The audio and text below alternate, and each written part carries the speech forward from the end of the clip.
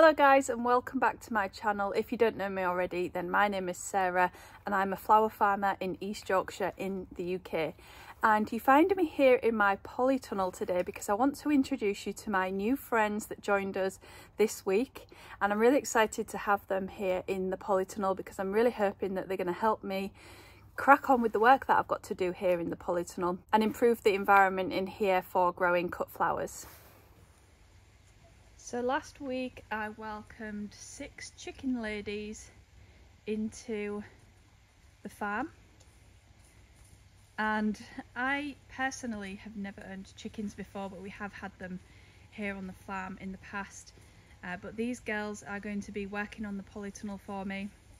They've been here kind of 4 days now, and they've already been scratching up the weeds and eating the green weedy material that's in here and working it in. So I've put some wood chips down on the floor, and I'm hoping that the mixture of chicken poop and wood chips is going to create some nice soil in here, and we're going to create nice fertile soil that's got lots of goodness in it for flowers. So last week I went to Farm Ed in Chipping Norton near the Cotswolds, and I went to a pastured poultry workshop, which was really interesting.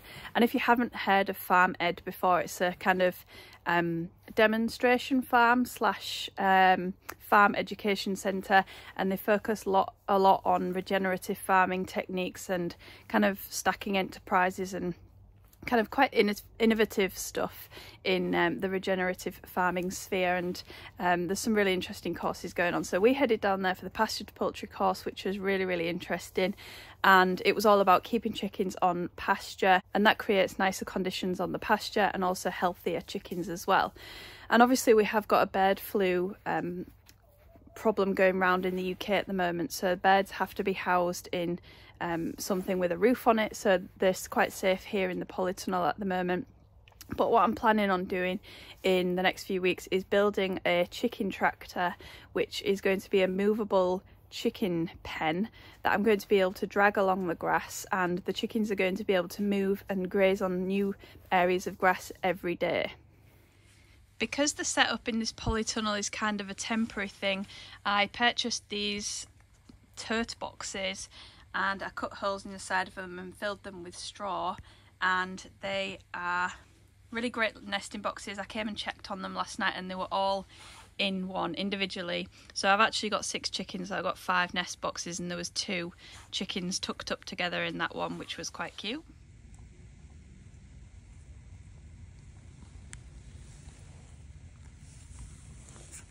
So a lot of the discussion at the pastured poultry course was about designing the perfect chicken tractor, and a lot of the people that were there were kind of a little bit more intensive, or not intensive, but on doing it on a larger scale than we are. So I've only got 6 chickens in here, but I hope to add some more in the future.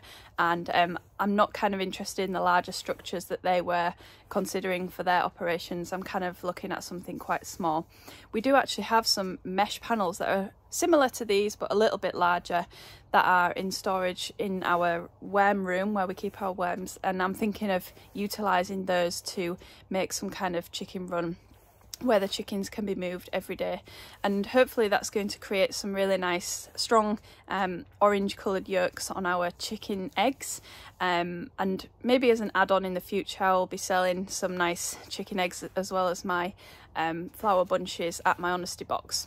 It's all just kind of all in the pipeline at the moment. I'm not sure what's going to work and what isn't, but what I do know is that it's nice to integrate animals into the flower production side of things, and I've come up with lots of ideas about how I'm going to utilise the chickens to help me get things done on the flower farm. So what I would kind of like to do is create some chicken tunnels that I can place over the top of beds that have finished, and I just want the chickens to go in, clean up the weeds and things, maybe clean up excess seeds and things like that, and to poop on the beds to fertilise them as well. So they would be contained within kind of maybe a metre or a metre and a half wide tunnel that is going to be maybe 10 metres long or something, and the chickens can go over the patch that I want them to graze upon and poo upon, and then I can move them along day by day so that they're fertilising the garden. And obviously they are kind of making a bit of mess in these nesting boxes at the moment, so that can be cleaned out and put on the compost, and that's going to add a good nitrogen element to the compost as well.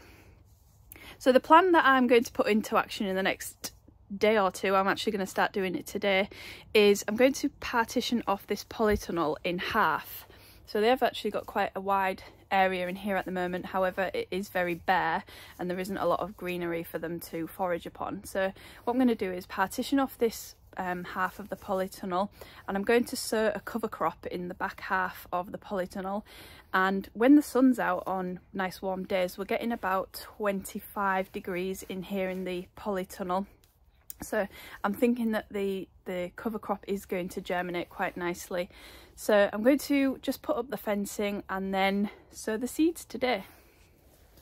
I'm just using these electric fencing stakes, and I have some kind of scaffold netting stuff that I'm going to attach to these, and hopefully that's going to keep them out.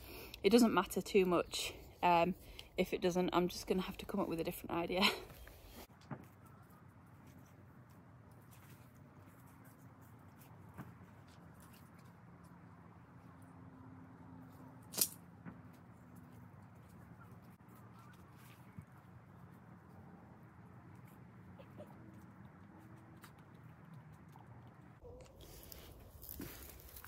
This is really crude, but I'm just tying the mesh on with some baling twine because it's not really a permanent thing, and then I'm just going to peg it down with weed membrane pegs onto the floor so that hopefully they can't get underneath it.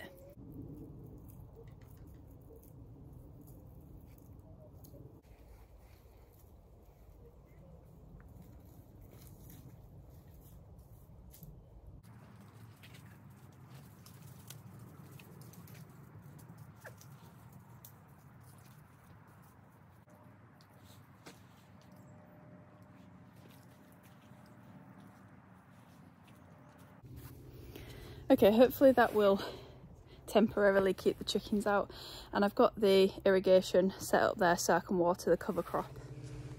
This chicken here is the friendliest one that I have. I've got the two farmhousey brown chickens.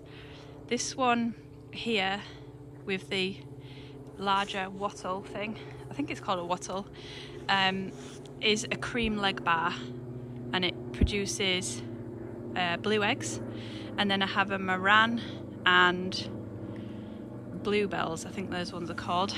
I think that's right, I'm not a chicken expert so I'm not sure. But I'm just going to go and grab the cover crop seed, and I can get sowing in that area of the polytunnel.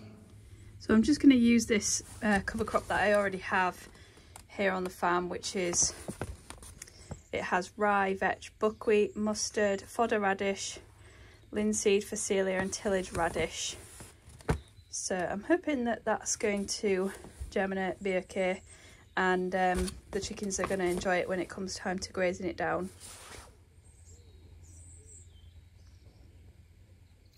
So hopefully not only is this cover crop going to benefit the soil in the polytunnel, it's also going to benefit the health of the chickens, and also the chickens grazing the cover crop is also going to cause that cover crop to produce more plant exudate so that it can regrow from the grazing activity that the chickens have done on it. So I'm hoping that overall it's going to be a positive soil health experience, but you never know. There's always something ready around the corner that's probably going to trip me up. So I'm just going to sow this now, and I'm hoping that it's going to germinate okay. If not, I've got absolutely loads of cover crop seeds, so I can try it again when it gets a little bit warmer, but I just thought I would take my chances now.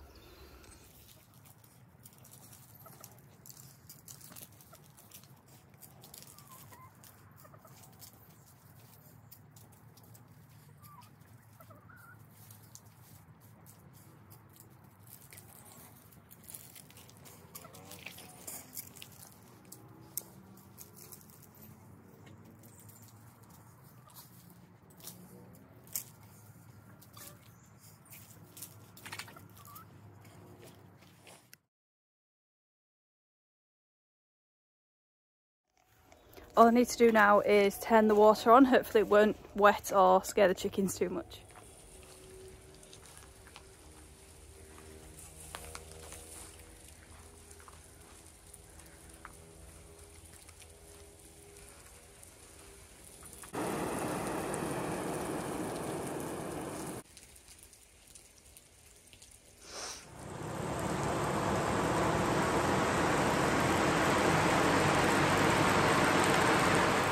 I'll put a link to that irrigation setup in the description because I just think it's really good. It's a really good system. I like the way that it kind of moves backwards and forwards rather than spinning in a circle like most of them do. So I hope you enjoyed that little introduction to my new chicken friends.